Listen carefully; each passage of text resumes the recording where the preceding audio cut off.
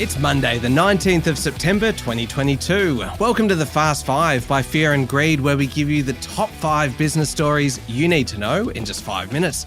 I'm Michael Thompson, and good morning, Sean Aylmer. Good morning, Michael. All right, 5 stories to get through in 5 minutes. Sean, story number 1. Queen Elizabeth II will be laid to rest later today after an incredible few days where hundreds of thousands of people have lined up for many hours to pay their respects. That's right. The funeral, 11 a.m. London time, is the first from Westminster Abbey for a monarch since King George II in 1760. It'll include 500 overseas dignitaries, including Prime Minister Anthony Albanese and Governor-General David Hurley. It will be led by the Archbishop of Canterbury, the most senior figure in the Church of England. Now, for the East Coast listeners, the funeral starts at 8 p.m. For mine, Michael, a couple of the highlights over the weekend were the grandkids undertaking the Vigil of the Princes, whereby they marched in and stood head bowed in a sign of respect. It's the first time grandchildren have done that. Also, King Charles III and Prince William making a surprise appearance to thousands of people lining the streets of central London. I thought that was a lovely touch as well. Now, our own Prime Minister Anthony Albanese held a private meeting with the new king. As is normal policy, he wouldn't reveal much about what was said, but he called it a great honour. He said the new monarch was always welcome in Australia. He did hint that the discussions involved environmental issues, including climate change. All right, yeah, very significant day today. Story number 2, Sean, and back home now. The spring selling season is kicking into gear, and the number of houses on the market and the clearance rates are both rising.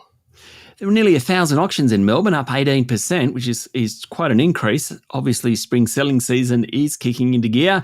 The preliminary clearance rate in that city was 64.4%. 800 auctions in Sydney, rate was 61%. Across the country, there were 2,200 auctions, the highest level since June, and the preliminary clearance rate rose to 62.5%. Back in July, that was 52%. We're now consistently getting above 60%. The market has really stabilised somewhat. Sort of supply and demand are more in sync. Now, Tim Lawless from CoreLogic said that more vendors were choosing to go to auction to ensure a faster sale and were more willing to meet the market's expectations.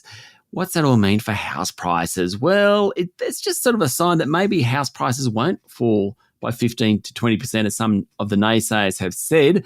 Of course, higher interest rates and the incredible run-up in prices is putting pressure on prices this time around. Last Friday, Reserve Bank Governor Philip Lowe added to the discussion. He was at pains to tell a parliamentary committee that the central bank doesn't forecast house prices. However, he said he wouldn't be surprised if house prices came down by about 10%. That's a bit less than many people are saying.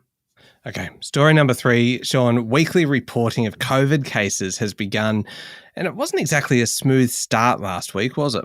It wasn't. It seems there's not a lot of coordination between the states on timing and definitions. A few teething problems to get through on that one. There was some good news, though. COVID cases are falling in Australia. That's good news. Also, work absences due to respiratory illnesses, including COVID-19, are at half the 5-yearly average in Australia, as lower rates of influenza B keep more Australians on the job.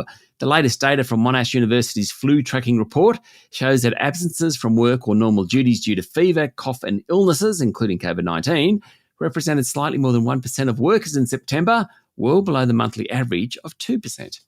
Okay, story number 4. How about this for an investment, Sean? This is a cracker of a story. Entrepreneur Trevor St. Baker and coal investor Brian Flannery have sold the Vales Point coal-fired power station in New South Wales to a Czech company for much more than they bought it for. Yes, the pair bought the power generator for $1 million from the New South Wales government in 2015. They revalued it at $722 million just 2 years later. I don't know whether they're geniuses or we taxpayers got ripped off. Anyway, no one is actually saying how much they sold it for, but it's going to be much closer to the revaluation price and not the purchase price. Vales Point provides 4% of power in the national electricity market. It had been due to close in 2029, but given the crunch in the electricity market, some analysts now expect it to stay open for longer. Trevor St. Baker, Brian Flannery, well played.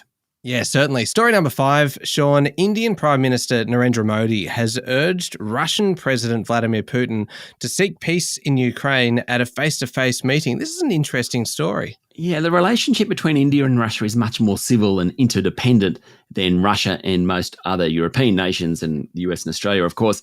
India is still buying oil from Russia, for example. Now, Mr. Modi told Mr. Putin that today's era isn't one for war.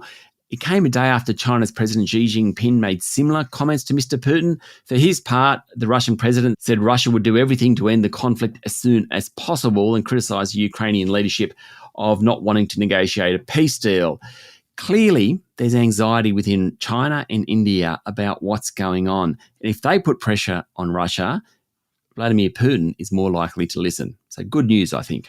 Yeah, sounds like it. There we go, the top 5 business stories in 5 minutes. Thank you, Sean. Thank you, Michael. It's Monday, the 19th of September, 2022. Remember to hit follow on the podcast, and if 5 minutes isn't enough, you can find our longer daily show called Fear and Greed wherever you listen to podcasts.